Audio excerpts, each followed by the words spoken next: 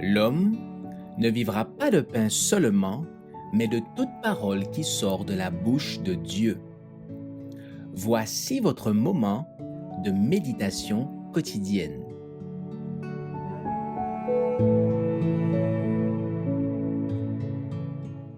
La pluie avant la moisson, le 31 juillet. Demandez à l'Éternel la pluie du printemps. L'Éternel produira des éclairs, et il vous enverra une abondante pluie. Il donnera à chacun de l'herbe dans son champ.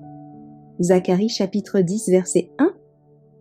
Par l'image de la pluie de la première et de l'arrière-saison qui tombe dans les pays orientaux à l'époque des semailles et de la récolte, les prophètes hébreux prédirent une abondante ondée de la grâce sur l'Église de Dieu. L'effusion de l'Esprit au jour des apôtres, c'était la pluie de la première saison dont les résultats furent merveilleux. Mais vers la fin de la moisson du monde, une effusion spéciale des grâces divines est promise à l'Église pour la préparer en vue de l'avènement du Fils de l'homme. Cette effusion de l'Esprit est comparée à la pluie de l'arrière-saison. C'est pour l'obtenir que les chrétiens doivent adresser leurs requêtes au maître de la moisson et demander à l'Éternel la pluie du printemps. Tout comme le Christ fut glorifié le jour de la Pentecôte, ainsi sera-t-il glorifié par l'œuvre finale de l'Évangile, lorsqu'il préparera un peuple pour la dernière épreuve lors de l'ultime combat de la grande controverse.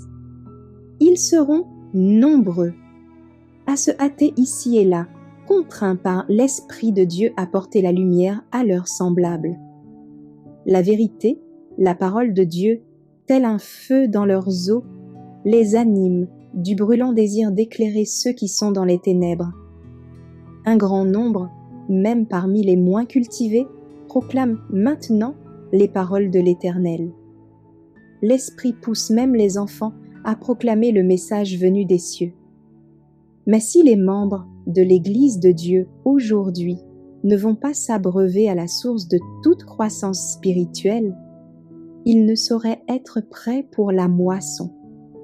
Si leurs lampes n'ont pas d'huile et ne sont pas allumées, ils ne pourront recevoir une grâce supplémentaire au temps où ils en auront plus particulièrement besoin.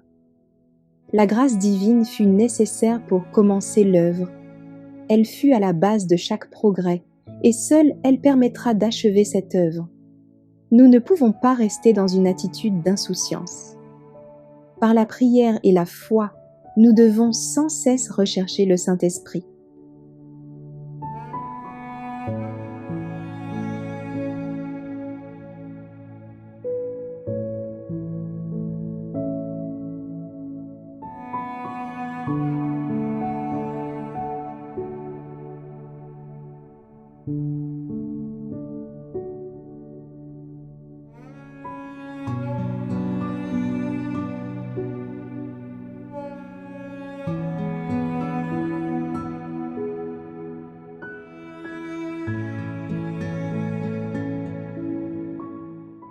Merci d'avoir écouté cette présentation.